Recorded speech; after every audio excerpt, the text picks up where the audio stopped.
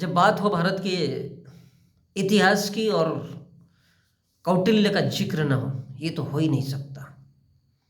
जब रामायण और महाभारत पूरी तरह से लिखे हुए एक उपन्यास जैसे है, भारत के लोगों को गुमराह बनाने के लिए, भारत के लोगों को अंधकार में डालने के लिए, भारत के लोगों पर राजनीतिक प्रशासन चलाने के लिए रामायण और महाभारत और उपनिषद, वेद, पुराण, ऐत्रेय ब्राह्मण, तैत्रेय ब्राह्मण, इस प्रकार के जो तमाम ग्रंथ लिखे गए, ये सिर्फ मानव जाति को गुलाम बनाने के लिए लिखे गए।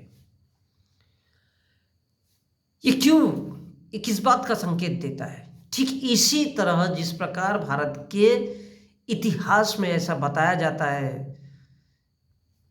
कि चंद्रगुप्त मौर्य के साथ कोई चाणक्य नाम का इंसान था, यह बहुत बड़ा झूठा तथ्य है।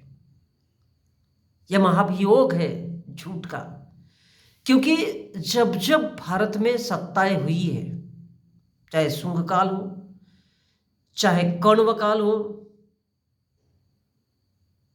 चाहे आंध्रों का काल हो, इन तीन ब्राह्मणी राजाओं के शासनकाल में हमेशा झूठ को भयंकर बोलबाला दिया गया, मतलब उसका प्रचार प्रसार किया गया। अगर बात करते हैं चाणक्य की, तो चाणक्य कौन था? चाणक्य कोई इंसान नहीं था।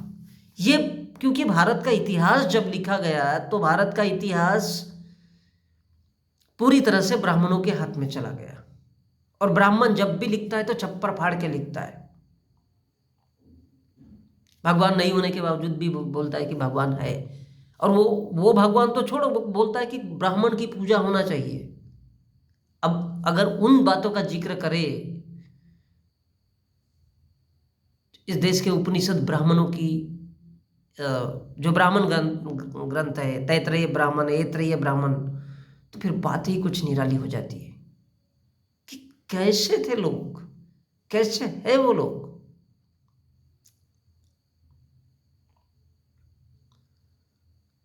तो ठीक उसी प्रकार जिस प्रकार हम जानते हैं कि अर्थशास्त्र का लेखक कौटिल्य, अर्थशास्त्र का ओरिजिनल लेखक जो है वो कौटिल्य माना जाता है, और उस कौटिल्य को अगर बारीकी से देखते हैं तो उसी को चाणक्य कहा गया है, और उसी को ही विष्णुगुप्त बताया गया है। अब वो विष्णुगुप्त अर्थात एक ब्राह्मण था, विष्णुगुप्त। चाणक्य, सच तो यह है कि चंद्रगुप्त मौर्य का जब शासन भारत पर था तो उसके राज में कोई चाणक्य या कोई कौटिल्य या कोई विष्णुगुप्त नाम का ऐसा कोई इंसान ही नहीं था, ऐसा कोई इंसान ही नहीं था। लेकिन भारत में उसको चाणक्य, अरे बोले कि क्या है, चाणक्य नीति है, चाणक्य नीति है, चाणक्य नीति, अर्थात ब्राह्मणों ने अपनी यहां पर नीति दर्शाई है, ब्राह्मण नीति। कि बोले क्या है, जो नहीं है उसके साथ भी एक इंसान को जोड़ दो। किसको जोड़ दो? ब्राह्मण को जोड़ दो। बोले जो घटना नहीं घटी उसको भी रामायण और महाभारत के नाम से लिखो, उसमें सुंदर कांड जोड़ो, उसमें ये कांड जोड़ो, उसमें वो कांड जोड़ो, सिर्फ इसलिए कि लोग उसको पढ़ते रहे और वही के वही, वही के वही, वही के वही उनकी आंखें गोल गोल घूमती रहे। और बोले ये क्या है? तो बोले यही तो चक्रव्यूह है। कोई आदमी अगर उसमें उसे पढ़ना चाहता है तो वही के वही, वही के वही, और दूसरे दिन फिर से सवाल करे कि राम की सीता कौन है, मालूम नहीं। बोले राम की सीता कौन है, तो फिर सीता राम क्या है? और अगर सीताराम का आंसर मिलता है तो बोले सीता तो राम के पीछे पागल थी, दीवानी थी अशोक वाटिका में। तो बोले राम क्या था? तो बोले राम उसके पीछे पीछे हे सीता करते हुए भटकता रहता था। अब रास्ते में कुछ बंदर मिल जाते, कुछ जानवर मिल जाते, उनसे लड़ते भिड़ते। और सोचिए कभी कि जानवरों ने वो समुद्र में बनाया, क्योंकि क्यों बनाया जानवरों ने? ये बहुत बड़ा सवाल है। जानवरों ने क्यों बनाया? क्या इंसान उस काबिल नहीं थे? जी नहीं। ब्राह्मणों की सभ्यता कहती है कि ये जानवरीय सभ्यता है जो इंसानों पर थोपी गई है, और इसमें किसी को अतिशयोक्ति नहीं होना चाहिए। लोग इसको सच कैसे माने?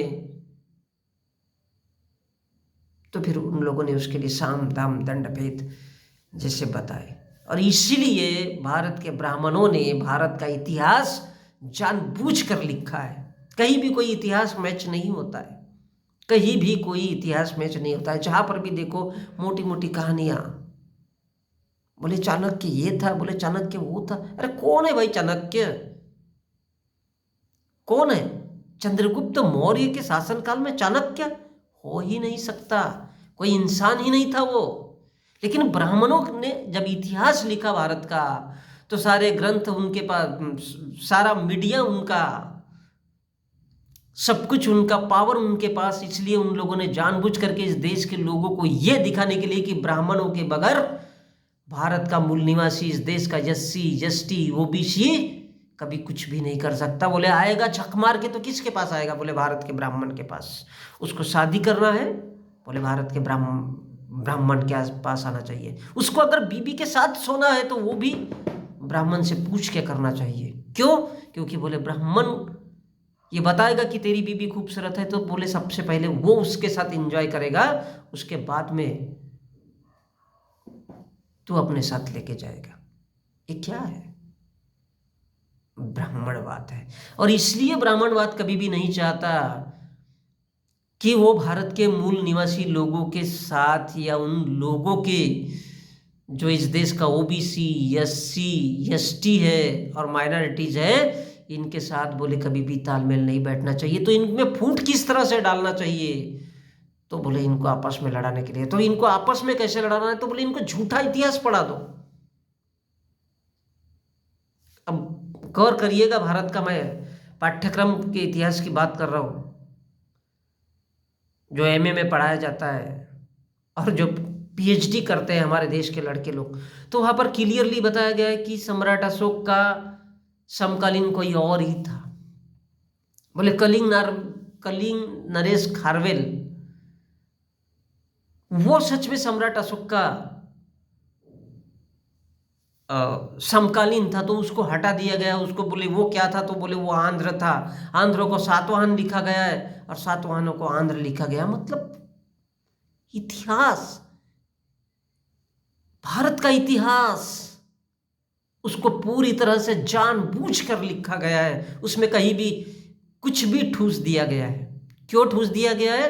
क्योंकि जिनके हाथ में सत्ता होती है, जिनके हाथ में पावर होती है, जिनके हाथ में इस देश का मीडिया होता है, जिनके हाथ में प्रकाशन समूह होते हैं, जिनके पास पैसा होता है, जिनके पास दौलत होती है, वो हमेशा ही अपना इतिहास चाहे झूठ क्यों ना लिखे, लेकिन लिखा तो उन्हीं का जाता है। क्योंकि ये बहुत बड़ा फर्क होता है हिंसा और अहिंसा में। अहिंसक इंसान कभी भी जीत नहीं सकता। आज भले ही हमारे देश में ये कहा जाता है कि एक सुप्रीम कोर्ट है, इस देश में कहा जाता है कि शासन है प्रशासन है, क्या है? घंटा कुछ नहीं है। कुत्ते और बिल्लियों की तरह लोग आपस में लड़ते हैं, और इस देश का सुप्रीम कोर्ट साला तमाशा ताली बजाता है। इस देश का कोर्ट, क्योंकि उनको मालूम है कि इस देश के सुप्रीम कोर्ट में साला ब्राह्मण बैठा हुआ है, कोई आवाज नहीं करेगा। साला Brahmin is here, Brahminism is here.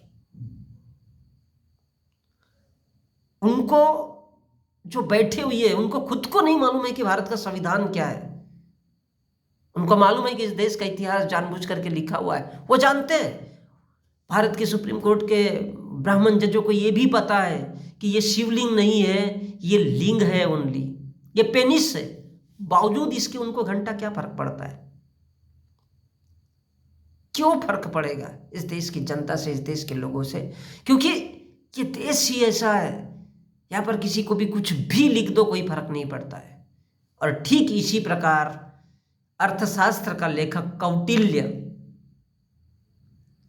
यही विष्णुगुप्त है, यही जिसको विष्णु देवता लिखा जाता है, जिसको विष्णु भगवान लिखा जाता है, ये वही है जिसको चाणक्य के नाम से जाना जाता है। और इसलिए भारत के ब्राह्मणों ने उसको विष्णु का नाम दिया है। किसका? विष्णु। ये किसका भगवान है? ब्राह्मणों का भगवान है। इसलिए इस देश के मूल निवासियों के बीच टीका दो। किसके साथ? कि बोले चंद्रगुप्त मौर्य के साथ में अगर ब्राह्मण नहीं होता, उसको दिमाग देने वाला इंसान, तो वो कभी भी जीत नहीं सकता। ये सच नहीं है, ये सच नहीं है। एक बलशाली इंसान को, इतने बड़े योद्धा इंसान को कौन दिमाग देगा? वो बताएगा कि ये कूटनीति है, ये क्या है? सच तो यह है कि भारत में उस वक्त ब्राह्मण था ही नहीं। सम्राट अशोक के द्वारा दी गई और ली गई शपथ, तलवार तोड़कर बुद्ध के विचारों को लेकर के शासन करने के बाद मध्य एशिया तक जब उसकी गूंज गूंजती है, तब वहां से ब्राह्मण भीख मांगते मांगते इस देश में आता है, भारत में।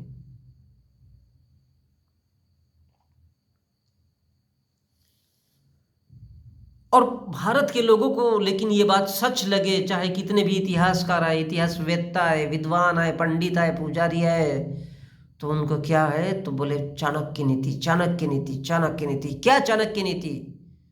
जो नहीं है उसको भी उनके ऊपर थोप देना। बोले जो इस धरती पर पैदा ही नहीं हुआ है, जो इंसान भी नहीं था, बोले वो ब्राह्मण है। और यही ब्राह्मणवाद की परिभाषा है।